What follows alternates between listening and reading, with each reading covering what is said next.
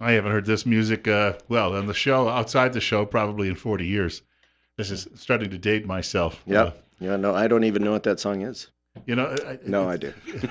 when you go into a lot of these restaurants today, I was telling a friend, most of the music you hear in the background is generally from the 70s. 70s and 80s. Yeah, Yep. and that's because mom and dad are paying all of the bills. Dr. Jonathan Tripp is in studio with us this morning.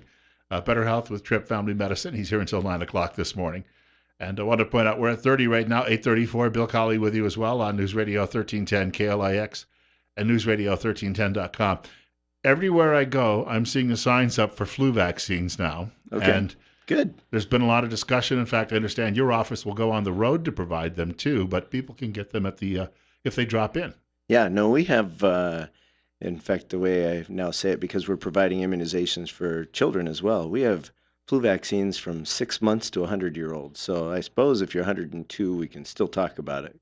The people that are at most risk are the youngest and the oldest, and anybody that has diabetes or some other condition like rheumatoid arthritis that are uh, somewhat immunocompromised, or sometimes they're taking medicines that compromise them.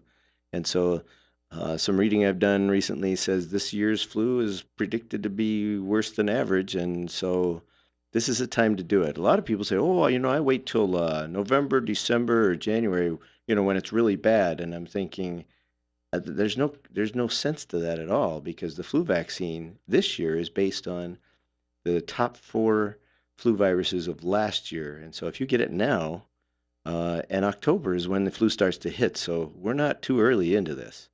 But if you get it now, if this year's primary flus are a derivative, meaning a mutation of last year's, or the same, you will be very well protected. You'll have minimal disease. On the other hand, 2 years ago, we had a flu vaccine that was based similarly on the year before, but a new virus was the major virus that came through. And so people will say, well, I got the vaccine, it didn't even help. And they're right 2 years ago. But most years, you have at least partial immunity, if not full immunity, and I would highly recommend it. For those that work and say, I don't have time to do this or do that, well, imagine a full week of laying in bed with body aches and cough and chills. You tell me how that's going to affect your work week. And, if you have time off, great. Enjoy that in bed. No, I sound kind of hardcore, but I didn't used to be big on flu vaccines. But understanding more about them has made me more of a fan. So, we do them. We do them in my family. We do them for sure, our staff. We are going to be exposed. We know that. You're going to be exposed if you have kids, if you work in an environment with more than one other person, you're going to be exposed. The question is, will you catch it? And how do you catch it is what's called respiratory droplets. Somebody coughs, sneezes, it's in the air. It's you breathe it in. There you go. So, And you're in a church with 300 people, same idea. Somebody there may have it oh, they any will. given weekend. They will. No, that's the thing that people think. Well, it's I haven't seen it, but it's already around. In fact, my wife woke up sick this morning, and my first question to her is, okay, you've got a headache, you have congestion, you even feel a little bit sick, but do you have chills, fever? Do you have body aches? Body aches are a big hint on the flu. A lot of people think, oh, it's my nausea, vomiting, diarrhea is the flu. That's not the flu. That is a virus usually, but the flu is a bad cold with full body aches that can develop into pneumonia. So I think that, we have a caller with us, doctor, and might be a question about the vaccine. Caller, it's 8:38. You're up next. You're on the air with Dr. Jonathan Tripp. Go ahead. Yeah, I recently heard this, that getting the flu vaccine now is good. But it's better to get it like in August so that your body has more time to adjust, make adjustments and adapt and so forth. It's better to do it that way. Can you comment on that? you bet.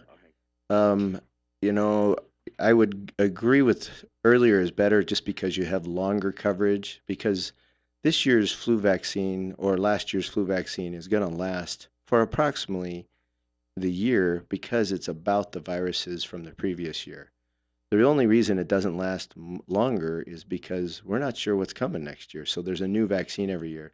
But for most people, their immune system within about a week is going to be pretty ramped up with their immune reaction to the immunization itself. So I don't know that getting it 2 months ago makes it better for today, but a week ago makes it better for today. So, I agree with the general idea, sooner is better, but I don't think it's because your immune system takes 2 months. It sure does. It takes, a week, 10 days tops. We've got to take a short break. One question I think a lot of people may have, maybe we can get to this after the break. What's the cost? And sometimes insurers will pick that up. So maybe we can. Yeah, I can't tell you exactly the cost, but typically flu shots are in the neighborhood of $25-$30 if you're paying out of pocket. Most insurers pick up the cost of that. You might have a $5 copay or something like that. So I'm not your best price guy on that, but I will tell you, do it sooner than later. A lot of the providers and even pharmacies will run out soon, and if you wait till December, January, you may be out of luck. We got more coming up with Dr. Jonathan Tripp this morning. Better Health with Tripp Family Medicine on KLIX. Dr. Jonathan Tripp joining us in studio this morning on News Radio 1310, KLIX, and NewsRadio1310.com from Tripp Family Medicine here in Twin Falls. It's on Fillmore Street across from the main post office. They have a great slogan, "Life's too short not to feel good," which is what we talk about a lot on the air is the specific issues about medicine and healthcare, but it all comes back to that whole notion that if you're well taken care of, you're going to feel a lot better. Also, coming out of summer, doctor, we're looking at a particular period here where getting near the end of the year, there's a lot of things people need to consider, especially, I guess, if they were out in the fields all summer long. Yeah, whether it's out in the fields doing farm work or whether you're out playing for the summer, there's a lot of sun damage that goes on. So the title of today's discussion, other than what we just talked about, flu vaccines, is Fall Health Cleanup. So, we talk about a spring cleaning or a fall cleaning. This one is let's put the year together among screenings and things that we need to do once a year. And so I want to run through, there's going to be a lot of this, but let's talk about skin first. One is an annual skin exam. So for looking for skin damage, um, summer, sun, things that what you're looking for are things that like are new spots. Anything new, whether it's dark or red or white, if it's changing or it's new, that needs to be checked. And people will often say, well, it doesn't hurt. Well, cancer rarely hurts. So, and sometimes people will get to the point where they've had a skin lesion that bleeds on and off for, several months. And they say, well, it didn't hurt. It just kept bleeding. Well, that's a really bad sign. So, if you have something like that, let's get you checked out. Skin exams are relatively easy to do. They're painless, and most of the time, we're pretty much reassuring people that okay, this is not something that'll kill you, but this one might. Would you like to take another caller? Sure. We've got another caller lined up. Dr. Jonathan Tripp in studio with us this morning on Top Story and Better Health with Tripp Family Medicine. Caller, you're up next. You're on the air at 8:45. Dr. Tripp, you changed subjects, but I was just wondering, every time I get a flu shot, within 24 to 48 hours, I get body aches. And within 2 weeks, I feel like I've got the flu for about 24 hours. Is that normal, or is that just maybe a symptom of me? Are you just a lucky guy? No, I will tell you, I personally have had times where I've gotten the flu shot, and 2 or 3 days later, or like you say, seems like within a day, I feel ill. And so a lot of people say, I don't want to do that. On the other hand, I've done them consistently enough that I know that was the exception. So if you really get them every time, I'm kind of wondering specifically what happens for you. And one way around that might be to actually do 2 different shots. That doesn't sound very fun, but you could talk with your provider about doing a half dose and then a week or 2 later doing a second half and seeing if that doesn't work out better for you. Because the truth is for most adults, we're doing what they call the normal dose. And for the 65 plus crowd, we're doing a double dose because their immune system doesn't respond as aggressively. So maybe yours is just a better response and just got to go a little slower. That would be my recommendation. But let me throw one more thing. I know we want to spend the whole morning on the flu shot, but a lot of people say, oh, I have an egg allergy. unless you have true swelling of the throat, near death experience, there is so minimal amount of any kind of egg substance in the flu vaccines anymore that we don't even ask it anymore. So if you really have a you know what's called anaphylaxis, a near death experience, not a rash, not an itchy, not a well, I'm not sure what I had. If it's that, I would say do not hesitate, and if you really have a worry, sit in the provider's office for 20 minutes because if you're going to get a reaction, it's going to be in those first 20 minutes. So, for our caller's point of view, I would say my best advice is let's go a little lower dose, maybe give you 2 shots and see if that doesn't do a lot better. I want to thank him for the call. We're talking a little bit about end of the year, and really it's just a housekeeping almost for your body, and some other things people should be Let's screened let, for. let's equate Halloween and skin checks. Anything scary, scary moles, scary spots, new faces, new eyes on your skin. Let's get them checked out. So that's my best quick. Hey, one other thing about Halloween. The actual Halloween day, our office will essentially be providing trick or treating during the day. We're going to close a little bit early and let everybody escape with their own children to go have some fun on Halloween evening. But up until about 3 p.m., if you want to bring your kids in costumes, we already have treats planned, so that would be. We'd love to see them. We're going to be in costume, so this is a fun office, and we don't allow people to work there that are going to be boring. So Halloween's, and it came up fast. It's next Tuesday. it is. It's next Tuesday. A lot of people are doing Halloween parties, whatnot, this weekend, but actual Halloween that day, we're going to have some fun in our office. We are we are growing by leaps and bounds. We love the fact that you, as our patients, have been sending friends. That's our single biggest new patient volume is coming from referrals from other existing patients. And so we're actively pursuing a new um, provider, female provider. We had one part time that moved to Arizona with her husband, but we look like we're right on the cusp of having somebody join us again and love to, anybody that's worried about having a female provider, hopefully that's going to be solved very soon. We wanted to point out you also have another peel party coming up. Yeah, that's true. Back to the skin stuff. All this cleanup, we'll look for scary cancers or precancers, but there's so much fun to be had with what we do with what I'll say, serious skin rejuvenation without the downtime. The 9th of November, we did one last Thursday. In fact, tomorrow we'll have people following up from that and have some fun with what's called micro resurfacing. The peels that we do are just the baseline. They are the workhorse of skin rejuvenation, but we can take, 3, 5, sometimes 10 years off your skin in a matter of about 3 months. And other than your skin looking better, nobody ever knows you're doing it. So that's a lot of fun. So if you want to be in on that, the 9th of November, it's $100 per person. You're going to have a peel that's worth that. You'll have product. You'll make more than your 100 back, but it's an introduction, and we've limited it to 30 people. This last one filled up really quickly, so I don't know how many spaces are left, but call our office, 933-4400. Don't forget, now you got to dial 208-933-4400 and ask about the peel party. It's on Thursday the 9th, and it is from 3 to 6, 3 to 7. That doesn't mean I'm not there till 9, but it's a lot of fun. I gotta ask you. I did when I was a young reporter. I did an entire 5-part series on something called seasonal affective disorder, which you have listed here as seasonal grouchiness. Yep. If you have a tendency The towards, Grinch, the Grinch lives. yeah, if the Grinch is in your body during the winter time, let's talk about vitamin D.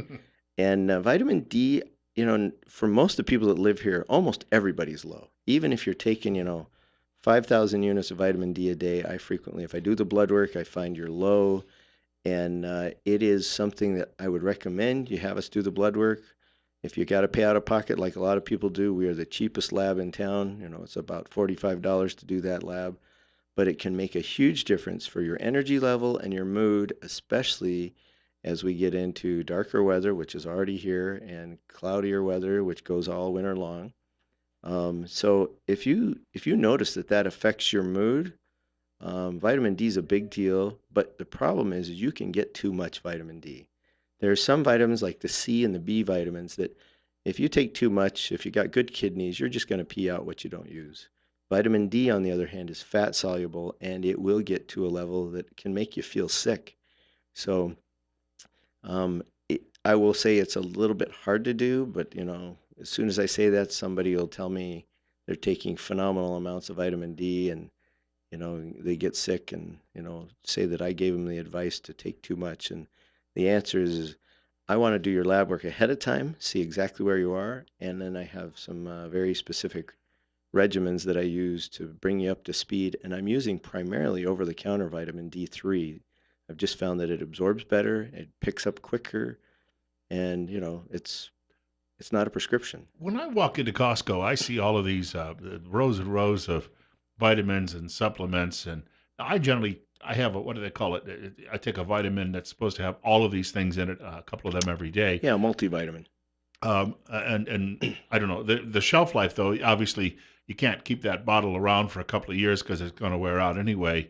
So you have to. If I buy 400, what you can do at Costco, you probably by the time you get to the end of the bottle, they may not be as good.